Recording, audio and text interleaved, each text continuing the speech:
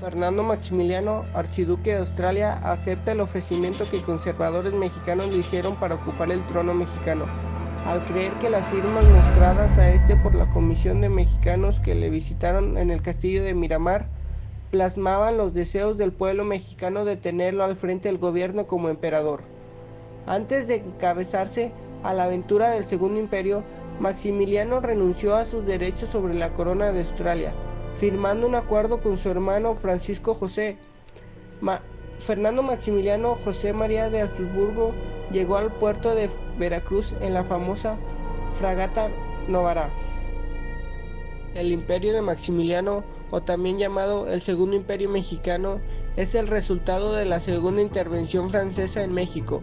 Llegó entre júbilo y algarabía de los conservadores, pero a diferencia de lo que se había imaginado, la gente del puerto les dio un recibimiento bastante frío y con gran indiferencia. Esta situación hizo entristecer a Carlota, quien fue la última emperatriz de México, quien gobernaría al lado de su esposo Maximiliano. Carlota Amalia derramó lágrimas de frustración y pena, pero sin embargo, esta situación impidió a Maximiliano dar lectura a una emotiva proclamación preparada en la travesía. Mexicanos, vosotros me habéis deseado, vuestra noble nación, por una mayoría espontánea, me ha designado para velar de hoy en adelante sobre vuestros destinos. Yo me entrego con alegría a ese llamamiento. La llegada a otras ciudades, las recepciones fueron muy jubilosas y de gran algarabia. Conforme los emperadores se iban acercando a la capital, las cosas fueron cambiando al grado de que al llegar a la Ciudad de México y a Puebla, se notó el contraste al recibimiento en tierras jarochas. En el capital fueron aclamados en un recibimiento apoteósico. Se realizó una gran celebración que duró alrededor de 3 días. La travesía a la Ciudad de México le ofreció un panorama distinto, un país herido con la guerra y profundamente dividido en sus convicciones. El 5 de junio, la aristocracia mexicana en 200 carruajes acudió a darles la bienvenida en la villa de Guadalupe.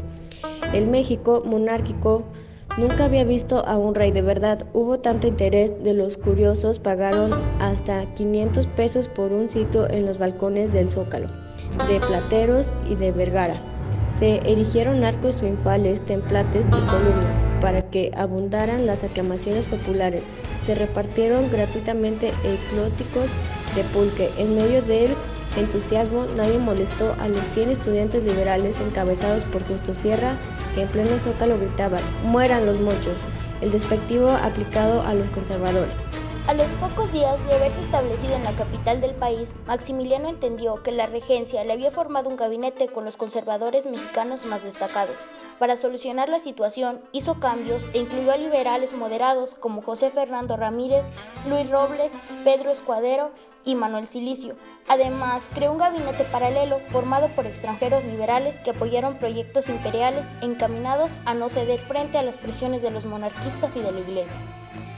Esta actitud causó gran desconcierto entre los conservadores, la cual se incrementó aún más cuando se enteraron de que el emperador Maximiliano se negaba a poner la cruz, que actualmente es el símbolo de la Iglesia Católica, en el escudo imperial, y a afirmar utilizando la fórmula "por la gracia de Dios", y que se mostraba dispuesto a dar audiencias a los leprosos los domingos.